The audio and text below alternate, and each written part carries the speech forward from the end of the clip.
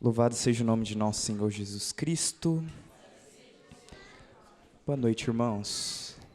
Boa noite. Tudo bem com vocês?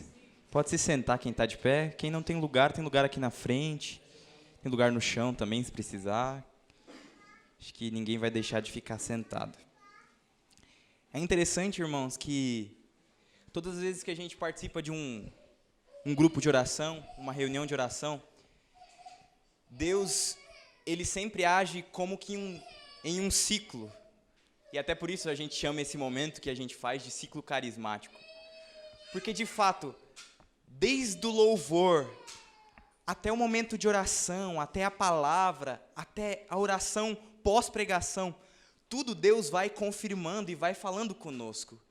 E a voz de Deus, a partir do momento que nós deixamos ouvi-la, ela faz todo sentido, desde o começo até o final do encontro que nós participamos.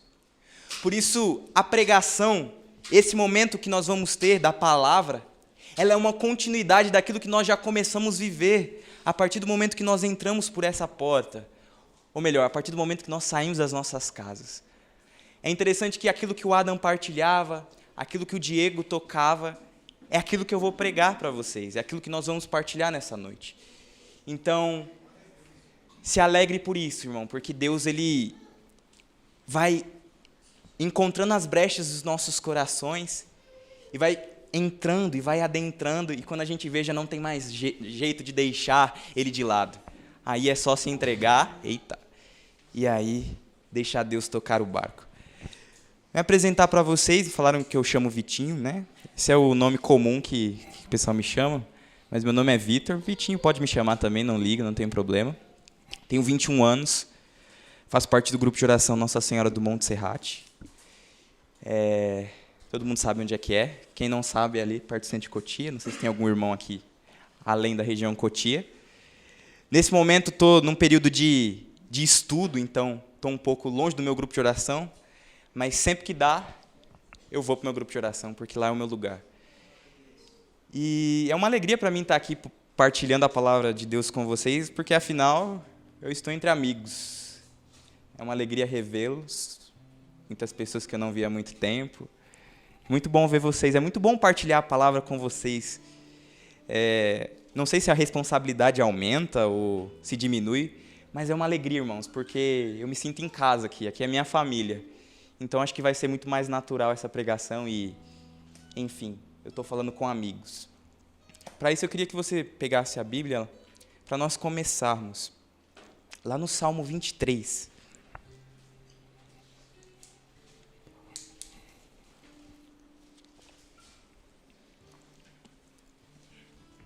Talvez na Bíblia de outros estejam como Salmo 22, o título é O Bom Pastor. Olha aí na sua Bíblia qual salmo que é. Como a minha Bíblia é Jerusalém, talvez seja um pouco diferente. Na Ave Maria 22? Então, Ave Maria 22, quem tiver com a Jerusalém 23. E é interessante, antes de nós lermos, irmãos, que nós precisamos mergulhar na palavra. Nós precisamos mergulhar naquilo que Deus tem para nos dizer. Porque essa é a voz de Deus deixada para nós.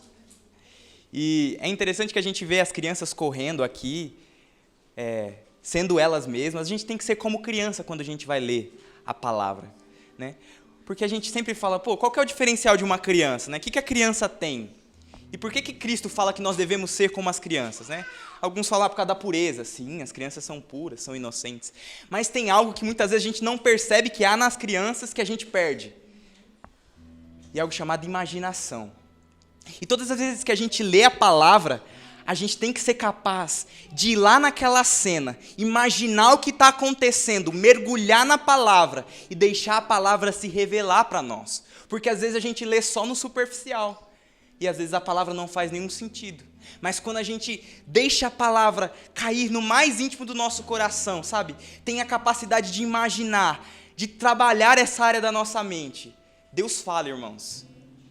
Aquela palavra que a gente leu tantas vezes, talvez esse salmo seja um salmo que a gente já tenha lido tantas vezes, mas se a gente deixar com que a imaginação, unida ao Espírito Santo, age em nós, eu tenho certeza e eu posso te garantir que as palavras desse salmo vão fazer todo sentido na sua vida.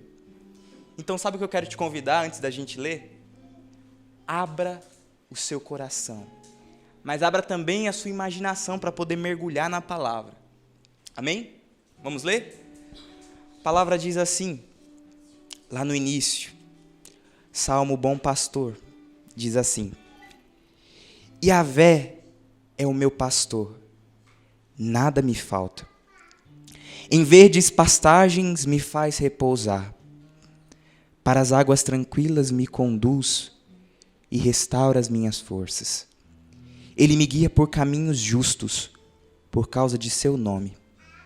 Ainda que eu caminho pelo vale tenebroso, nenhum mal eu temerei, pois estás junto a mim. Teu bastão e teu cajado me deixam tranquilo. Versículo 5. Diante de mim preparas a mesa à frente dos meus opressores. Unges minha cabeça com óleo e a minha taça transborda. Sim, felicidade e amor me seguirão todos os dias da minha vida. Minha morada é a casa de Yahvé, por todos os dias, sem fim. Palavra do Senhor. Convido você a aplaudir a palavra de Deus. Pode ser mais forte.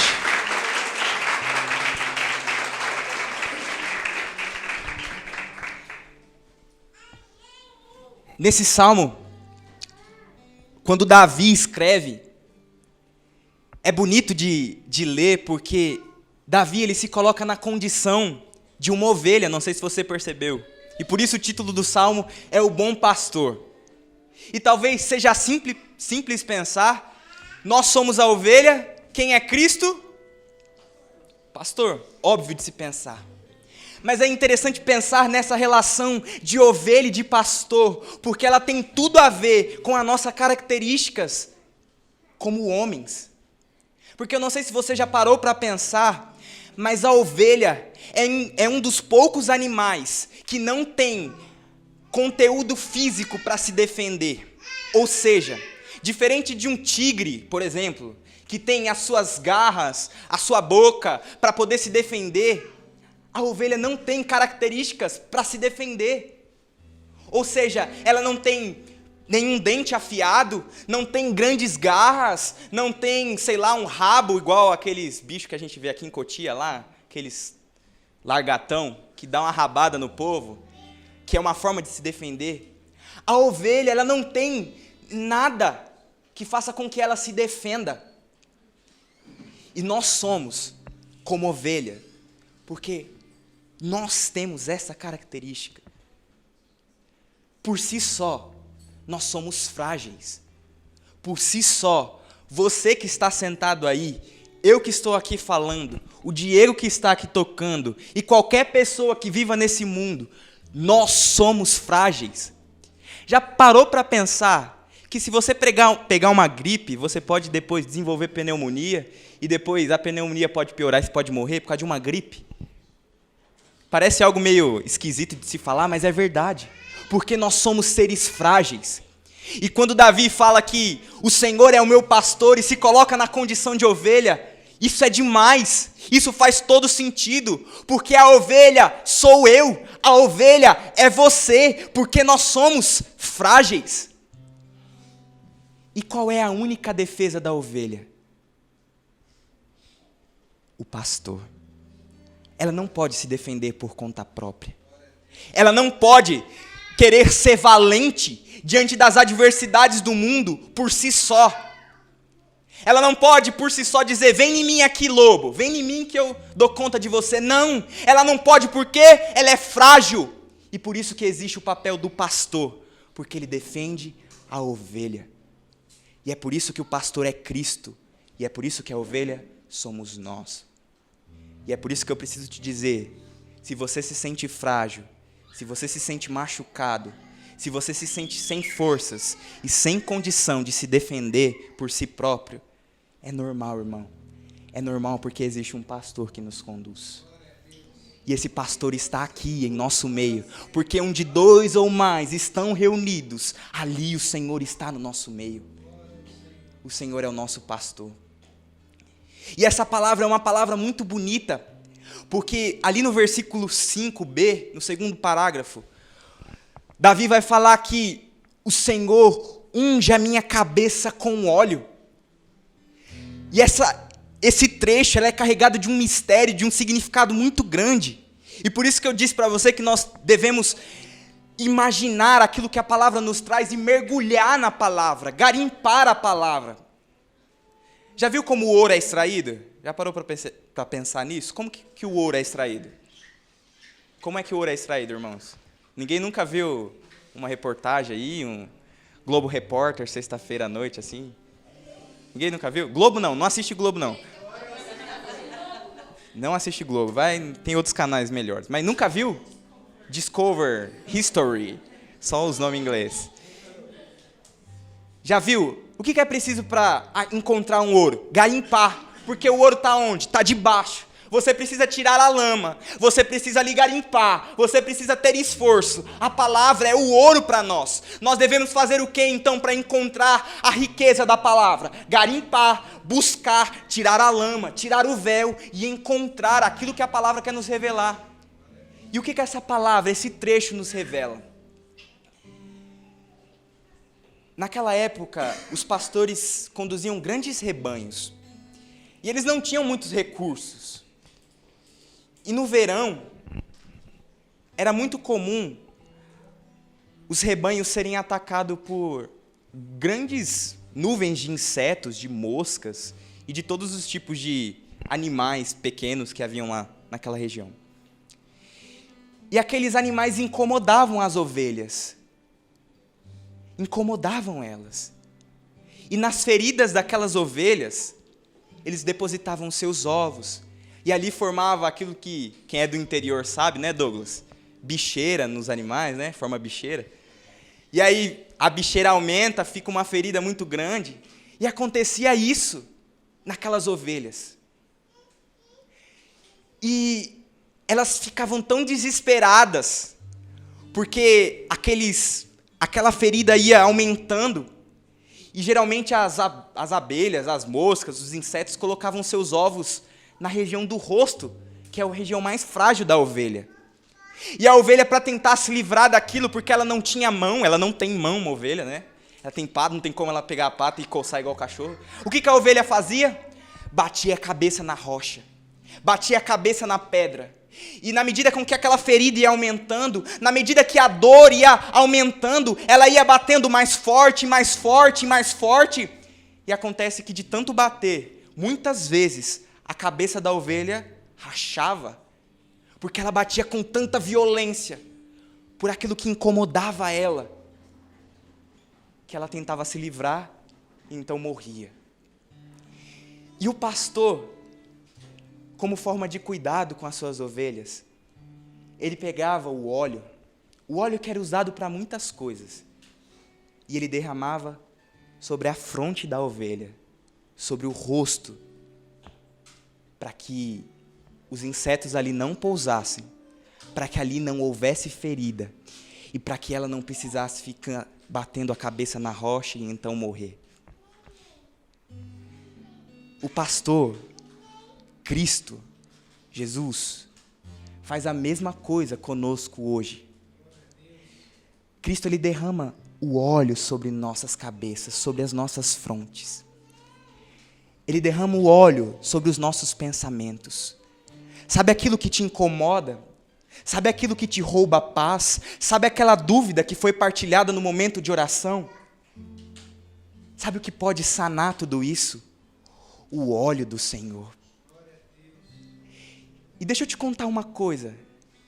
Sabe por que Jesus subiu o Horto das Oliveiras para sofrer antes de morrer? A palavra é um grande mistério. Porque naquela época, o azeite que eu disse para vocês era usado para muitas coisas, né? O azeite era usado para cozinhar, o azeite era usado para iluminar, o azeite era usado para sanar as feridas das pessoas, dos animais. E sabe por que Cristo derramou o sangue dele lá no Horto das Oliveiras? para poder dizer para mim e para você que o sangue dele também serve para iluminar o nosso caminho, que o sangue dele também serve para nos alimentar, que o sangue dele também serve para sanar as nossas dores e as nossas feridas, irmãos. E é por isso que hoje, no início desta pregação, eu preciso te dizer que o Cristo, o pastor, está aqui e ele derrama sobre a sua cabeça o óleo que é o próprio sangue dele, para que você pare de bater a sua cabeça sobre a rocha. Aqui está o pastor, e o óleo sai desse lado, e o óleo alcança você aí onde você está sentado, para que você pare de bater com a cabeça nas rochas das dúvidas, do pecado, da lama. Assim como diz uma passagem, para que você pare de, como um cachorro, voltar ao vômito do pecado. É o sangue, é o óleo do Cristo que é derramado sobre nós. Ô Max, faz um favor para mim. Põe lá para mim. Guarda para mim. Deixa o pastor olhando por nós. O Cristo, hoje, ele derrama sobre nós o óleo. Fecha os teus olhos um minutinho. Traga, por favor, nesse momento, fecha os teus olhos. Traga na sua cabeça aquilo que tem lhe roubado a paz, como uma ovelha. Aquilo que tem feito as suas feridas aumentarem. Traga na sua mente agora. Pense agora. Pense porque o bom pastor está derramando sobre a sua cabeça de ovelha o óleo. Receba, em nome de Jesus, o bom pastor, o óleo que alivia as tuas feridas. E sinta agora, em nome de Jesus, dentro do seu coração, a paz. A paz de uma ovelha que não precisa ficar batendo cabeça. A paz de uma ovelha que tem as suas feridas saradas pelo óleo, pelo sangue do Cristo. Em nome de Jesus, receba o óleo de Deus. Receba a graça de Deus sobre a sua vida. Pode abrir os seus olhos. Você crê que o Cristo já derramou sobre a sua cabeça e está disposto a derramar todas as vezes que você precisar esse óleo? Sim? E Ele está mesmo. Não é só aqui, meu irmão. Todos os momentos que você precisar desse óleo para sanar as suas feridas, você deve buscar aonde? No pastor que é Cristo. E por que o pastor faz tudo isso? Por que o pastor se preocupa tanto com a ovelha? Porque uma ovelha ferida é uma presa fácil. E eu convido você já a abrir a palavra no tema desta noite, que está lá em Lucas, no capítulo 10. Evangelho de São Lucas, capítulo 10. Cristo, Ele justamente, irmãos, derrama sobre nós este óleo e recompõe as nossas forças, porque uma ovelha que está ferida é uma presa fácil, é ou não é? Eu preparando essa pregação, confesso para você que eu comecei a assistir uns vídeos no YouTube de como que é um lobo caçando uma ovelha. Eu fui procurar. E é interessante que não só os lobos, mas um leão, um tigre, uma onça, quando ela vai atacar ali um rebanho, quando ela vai atacar uma manada, ela sempre busca o animal ferido. Ela sempre busca o animal que está disperso também. Mas principalmente, ela sempre busca o animal que está ferido. Ou seja, se nós não queremos ser presa fácil do demônio nas nossas vidas, o que nós precisamos fazer? Não se ferir, o que é muito difícil, porque nós somos humanos. E o que nós precisamos então? sempre que nós nos ferirmos, buscarmos a fonte que é o pastor. Na confissão, na partilha, na direção espiritual, na palavra, na lectio divina.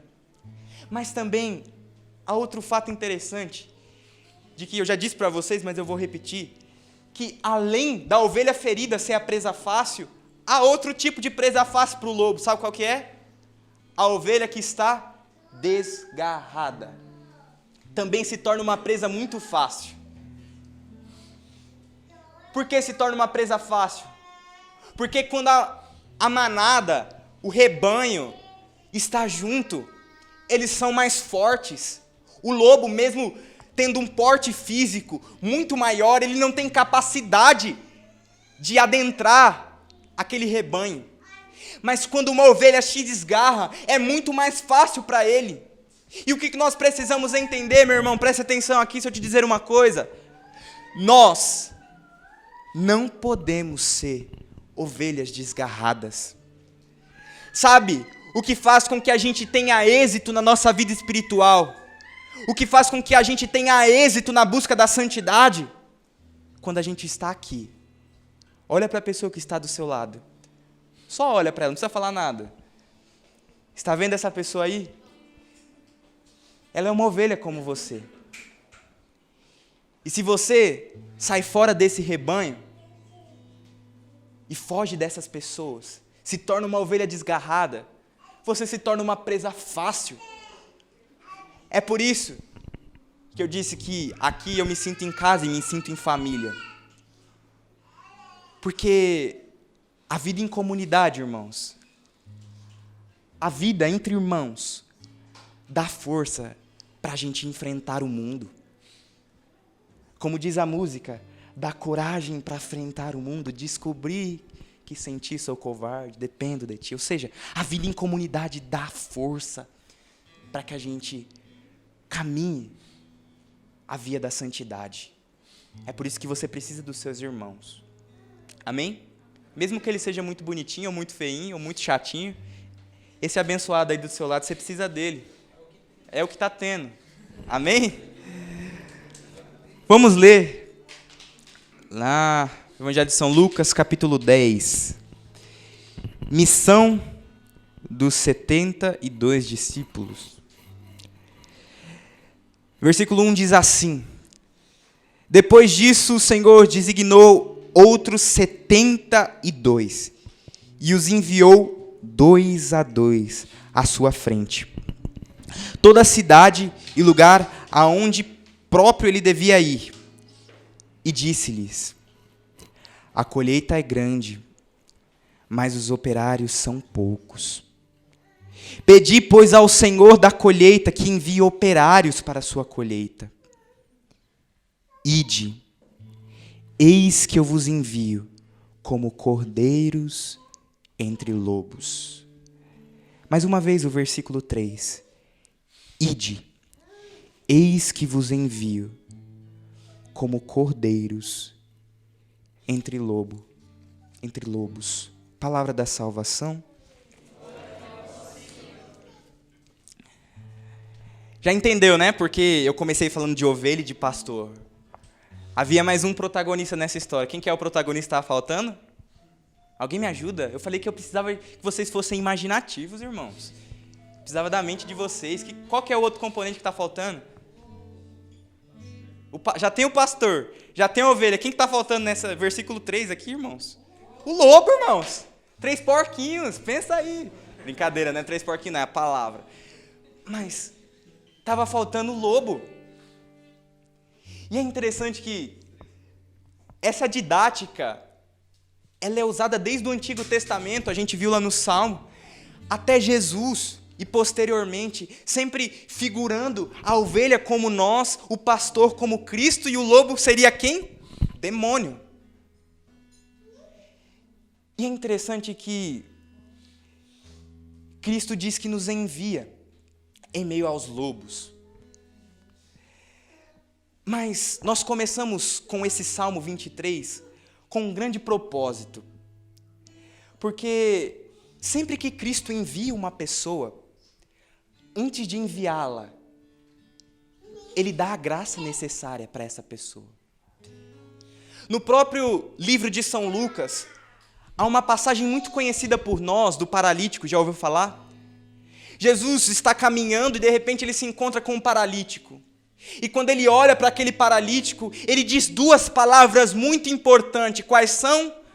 Levanta-te e anda. Ou seja, é interessante meditar em todas as coisas e nos significados das palavras de Jesus. Quando Jesus diz levanta-te, é porque ele estende a mão para aquele que estava caído e coloca de pé. Aquele que estava atrofiado, aquele que não conseguia andar, aquele que estava numa vida velha.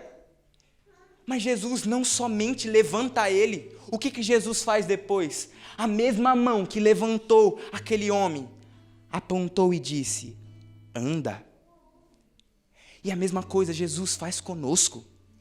Eu creio que todos que estão aqui nessa sala, que estão aqui no Ângelos, nessa associação, neste lugar de oração, um dia já foi levantado pelo Senhor. Eu não sei se tem alguém aqui que está vindo pela primeira vez em algum encontro. Tem alguém aqui que nunca veio no encontro da igreja, que não é da igreja, que nunca foi em nenhum lugar, que nunca se encontrou com o verdadeiro amor de Cristo? Tem alguém aqui? Se tiver, não tem vergonha, pode levantar a mão. Não tem, né? Ou seja, todos nós, sem exceção, já passamos por essa experiência do Cristo que vai, estende a mão e nos levanta. Mas sabe qual é o mal que a gente corre, irmãos? É simplesmente ficar de pé e não dar atenção para o envio que Cristo nos dá.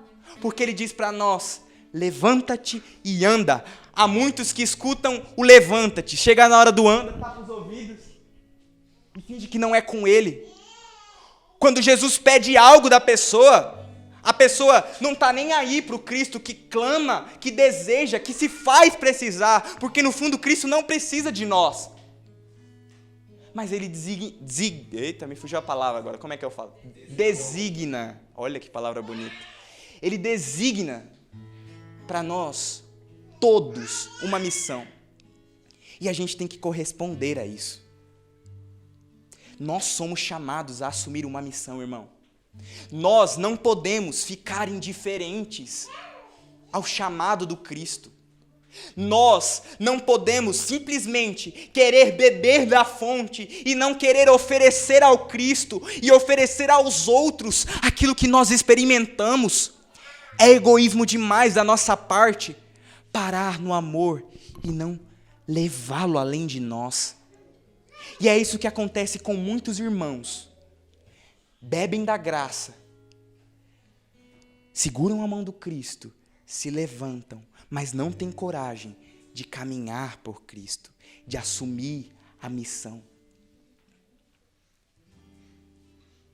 Você achou que era só deixar o Cristo derramar o óleo dele na nossa cabeça, acalmar o nosso coração e estava tudo certo?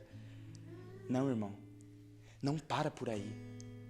Sempre que nós precisarmos, há um pastor. Mas como ovelha, nós devemos oferecer algo para esse pastor. O que a ovelha oferece para o pastor? A lã, não é verdade?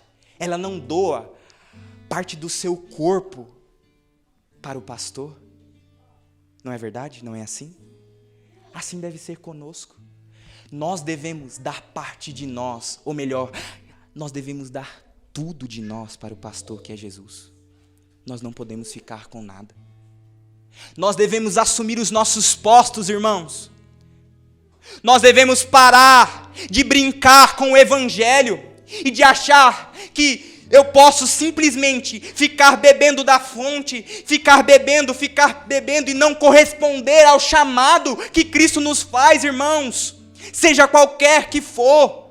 A uns Deus dá o dom da ciência, a outros o dom da profecia. 1 Coríntios fala, a uns Deus dá o dom da música, o dom da palavra, o dom de lidar com crianças, de ser pai, de ser mãe.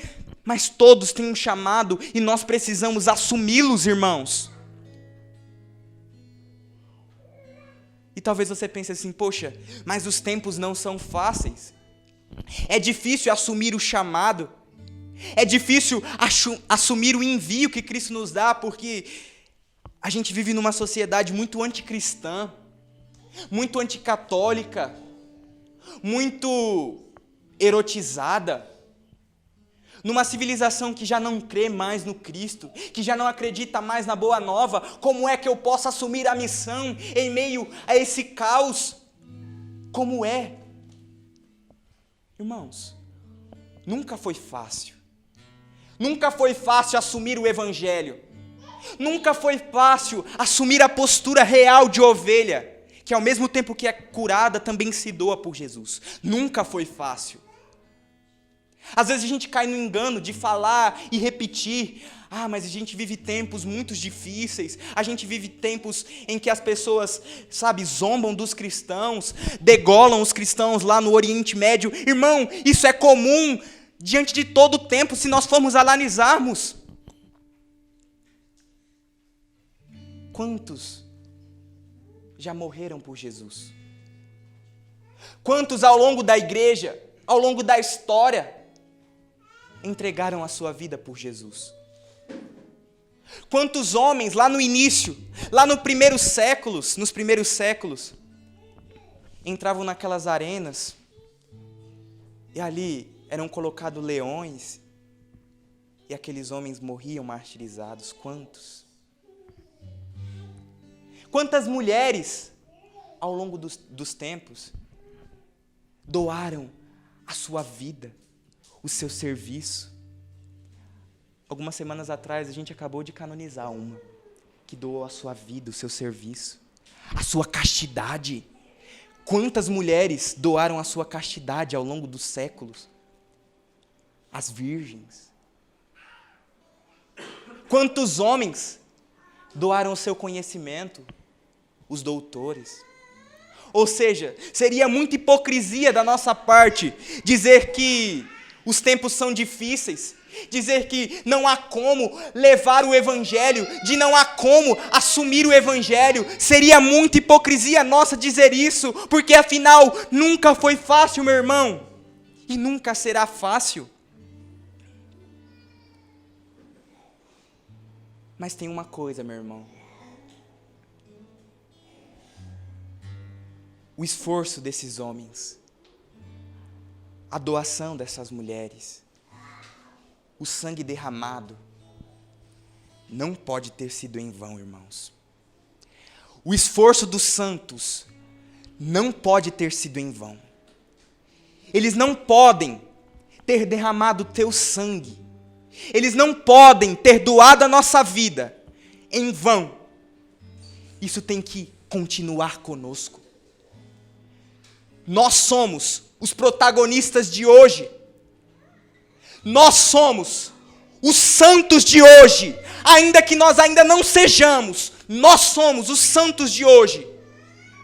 Porque não pode parar em nós aquilo que os homens viveram. A boa nova que eles anunciaram, o sangue que eles derramaram, não pode parar em nós, irmãos. Seria muito egoísmo nosso deixar com que toda essa história pare em nós. É isso que o demônio quer. O demônio quer que toda a história da igreja, que todos os esforços dos homens parem neste século.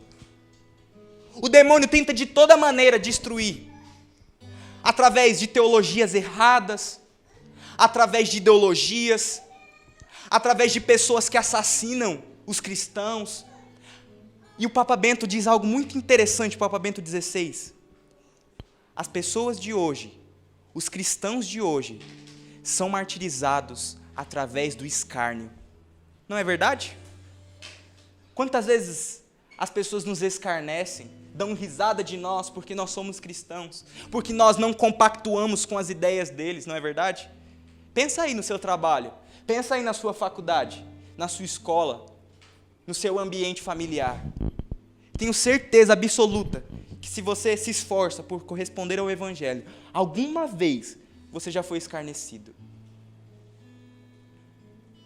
Mas isso tem que ser motivo de alegria para nós.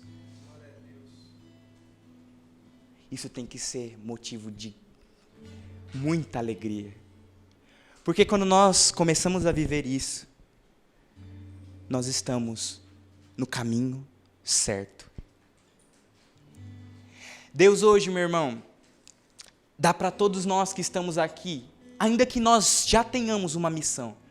Ainda que você que esteja sentado aí seja pregador, seja músico, seja pai, seja ministeriado de algum ministério, tenha alguma missão, Deus dá para cada um de nós um chamado novo nesta noite.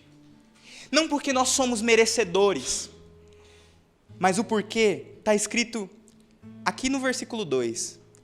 A colheita é grande, mas os operários são poucos.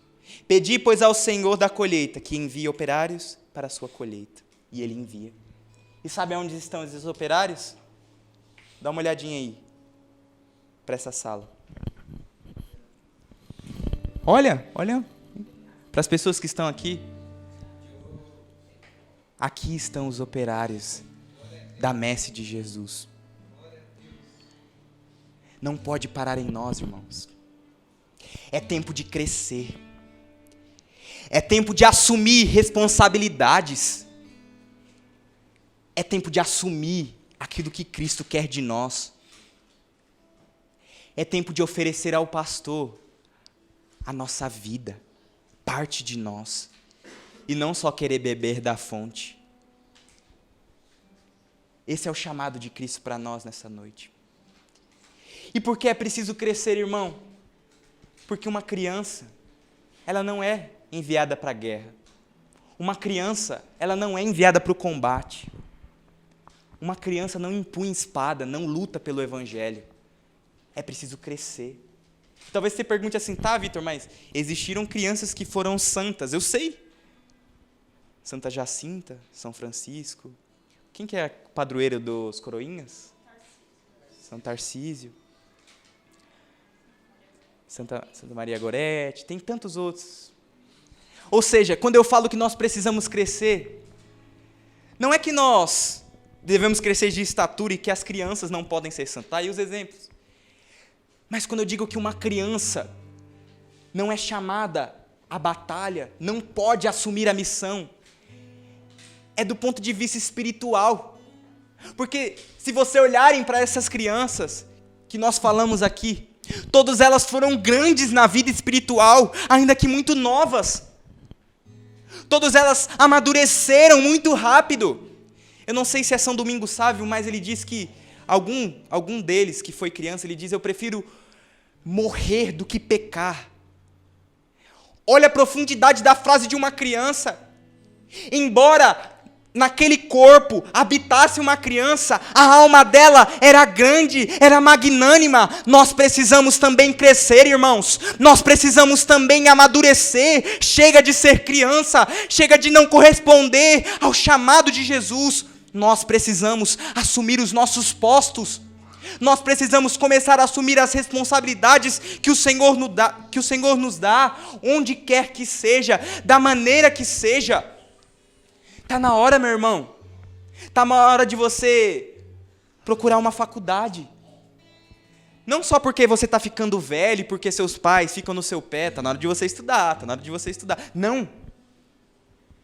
Está na hora de você procurar uma faculdade para lá fazer a palavra de Mateus 5 se cumprir. Sal da terra e luz do mundo. Lá. Está na hora de você começar a procurar um trabalho. Um bom trabalho, com um cargo de destaque, com um cargo de liderança. Não porque você quer ganhar bem, não porque você quer aparecer, não. Porque você quer conduzir as pessoas para uma autêntica administração, para uma autêntica contabilidade. Já parou para pensar nisso? Para um autêntico TI. É tempo de nós caçarmos a nossa vocação, de gastar tempo tentando entender o que Cristo quer de nós, o que o Adam partilhava também na oração. É tempo de ouvir o Senhor. E como é que a gente ouve? No peito de Cristo, como São João. É tempo de deixar o Senhor falar onde Ele nos quer e então ser enviados. E você que já sabe a sua vocação, minha vocação é o celibato. É o sacerdócio. É tempo de você começar a procurar seminário para fazer experiência, irmão. É tempo de você buscar as ordens religiosas, sair por aí procurando, fazendo retiro, enfim, passando dias lá. É tempo de você fazer isso. Para você que sabe, tem certeza de que a sua vocação é o matrimônio, é tempo de você caçar uma namorada também. É sério, irmãos. Tem que caçar. Eu vou falar para você que eu estou caçando também. Tem que caçar, irmãos. Tem que ir atrás. Vai atrás. Ó, aquela dali é legalzinha. Vou rezar.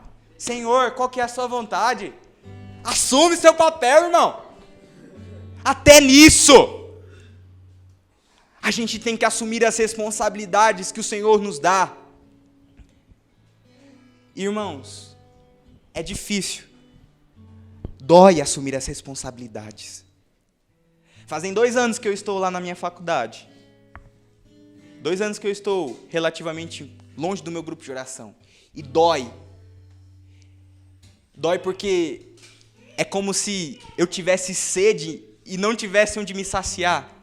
Embora eu tenha a graça de ir lá na minha faculdade ter uma capela e ter Santa Missa, que é o maior alimento. Mas falta algo, dói. Dói entrar naquela universidade e ver tantos jovens se drogando, ali bolando o seu cigarro de maconha, ver tantas meninas se entregando a ideologias, se entregando à vulgaridade, se entregando à sensualidade, os homens também. É triste, mas é lá que nós devemos estar, irmãos. É lá que nós devemos estar. Nós precisamos assumir o nosso papel, porque se um dia, por exemplo, São Pedro não tivesse assumido o seu papel, irmão, a igreja não seria a mesma. Se São João Paulo II não tivesse assumido o seu papel, a humanidade não seria a mesma. Se Santa Teresinha não tivesse assumido o seu papel no Carmelo, o Carmelo não seria o mesmo. E se nós não assumirmos a nossa vocação, o nosso chamado, Cotia continuará do jeito que está, São Paulo continuará do jeito que está, a humanidade continuará do jeito que está. São José Maria Escrivá diz: o mundo não está em crise de economia, de política, o mundo está em crise de santidade. E se nós assumirmos a santidade, meus irmãos, nós veremos grandes obras acontecerem. Nós veremos, porque é uma promessa: pedi e recebereis. Fareis coisas maiores do que eu, diz a palavra. E perceba, eu digo isso para você, mas isso serve para mim também, porque falta muito para mim chegar. Mas esse desejo precisa ser latente dentro do seu coração. Eu sei que muitas vezes, meu irmão, você tem vontade de desistir. Eu sei que dói assumir as responsabilidades. É difícil. Você perde noite de sonos. Você perde talvez um convívio maior com a sua família. Perder para ganhar. E sabe uma coisa que, para nós irmos se encaminhando para o fim, sabe de uma coisa que sempre me dá força para caminhar? Além do peito do pastor e do óleo que ele derrama sobre a minha cabeça? Gratidão. Final de semana passado, fizeram 6 anos do meu retiro de primeira experiência. E todas as vezes que eu me sinto a ponto de desistir da caminhada, de desistir da missão que Deus me dá, eu sempre lembro daquele dia. Eu sempre lembro dos olhos daquele homem que me olhou. Eu sempre lembro do abraço dele. E aquilo me dá coragem para continuar. Precisa brotar dentro do seu coração também gratidão. Gratidão. Porque chega um momento que a gratidão transborda e você não consegue ficar parado. Sabe, Cristo nunca vai cobrar de você o que você deixou de fazer. Talvez um dia lá na glória. E aí só Ele vai dizer o que Ele cobrará ou não. Mas hoje, Cristo não vai cobrar de você o que você deixou de fazer ou não. Porque a nossa missão, o nosso servir, tem que ser uma atitude de gratidão por tudo aquilo que Jesus fez por nós. Tem que ser uma atitude de devolver aquilo que um dia Cristo nos deu. E para nós finalizarmos, o versículo 3 diz que Jesus nos envia em meio aos lobos. Talvez isso te assuste, mas eu preciso te dizer uma coisa, meu irmão. Jesus diz que envia. Presta atenção aqui. Ele disse que envia. Mas ele não disse que ele não caminharia conosco. Sabe por que nós podemos ter segurança de caminhar em meio aos lobos? Porque o bom pastor está em nosso meio. Porque o bom pastor está conosco. Não precisa ter medo. Como São João Paulo II dizia no seu discurso de posse, não tenhais medo.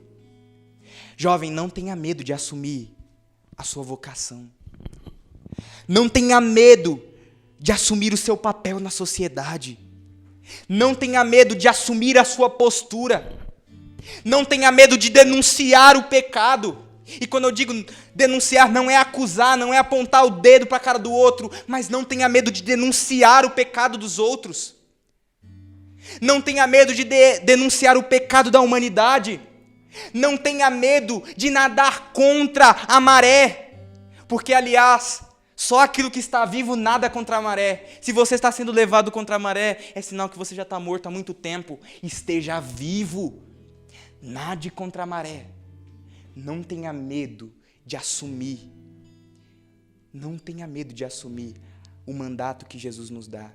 E isso daqui que eu estou dizendo para você, meu irmão, não é incentivo. Eu não sou um coach, eu não sou um motivador, eu sou um pregador da palavra. E a palavra diz: ide, eis que eu vos envio como ovelha entre lobos. E se Jesus disse isso, é porque Ele está conosco. Então, não precisa ter medo, irmão. Não precisa temer. Não precisa se acanhar. O Mestre está conosco. Amém? Fica de pé para nós rezarmos.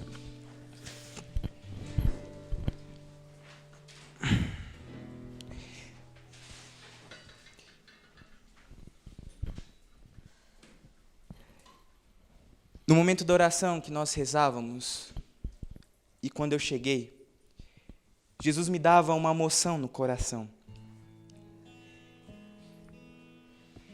E Ele me fazia lembrar de que todos que são enviados ao longo da história da igreja sempre receberam as imposições de mãos sobre a cabeça. Sabe por que você recebe a crisma? Por que é a crisma? E por que o bispo impõe as mãos sobre você, faz o sinal com óleo na sua fronte e no seu peito? Por que ele faz isso? Porque é o envio da responsabilidade que Cristo nos dá. Hoje Cristo nos chama a renovar o nosso crisma. Talvez isso não faça nenhum sentido e pareça que é algo sem tamanha profundidade. Mas quem aqui já é crismado? Levanta a mão. Quem aqui não é melhor? Quem não é crismado? Levanta a mão. Só as crianças que estão ali, né? Todos aqui são crismados. Glória a Deus, porque a palavra se confirma através disso. Cristo quer renovar o seu crisma. Sabe como? Através da imposição de mãos e através do óleo que Ele derrama. Nós vamos fazer um momento de oração aqui. Eu queria que o Adam viesse aqui na frente comigo, o Gilberto, o Douglas. E nós vamos fazer um momento de batismo no Espírito Santo, irmão, porque não existe missão sem batismo no Espírito Santo. Todos aqueles que são enviados. E o Douglas não está aqui, nenhum. Meu Deus, Gilberto. Mas vai só nós dois, Adam. Glória a Deus. Não tem problema. Todos aqueles que são enviados são a partir de um batismo. Vem cá, Vini. Não tinha visto você, perdão. Todos aqueles que são enviados são por causa de um batismo que receberam. Cristo quer renovar o seu batismo no Espírito, irmão. Cristo quer renovar o seu sim. E eu não sei porque vocês estão com cara de triste ainda, porque isso tem que ser motivo de felicidade para nós. Cristo vai renovar em nós o chamado que Ele nos tem, irmãos. É isso. Coloca um sorriso no seu rosto, meu irmão. Fecha os teus olhos agora, o que você está esperando? Nós vamos rezar. E na medida que você tiver o desejo de assumir essa missão que Cristo nos dá, você vai vir aqui à frente e nós vamos orar por você, porque hoje, em nome de Jesus, ninguém sairá daqui sem a responsabilidade de assumir o chamado que Cristo dá para nós. Aleluia! Levanta os teus braços, meu irmão. Levanta também a sua voz. Levanta também o seu coração. Eleva o teu coração ao Senhor. Isso, meu irmão. Entra na intimidade com o pastor. Entra na intimidade com aquele que sara as nossas feridas. Nós vamos rezar agora. Nós vamos cantar ao Espírito.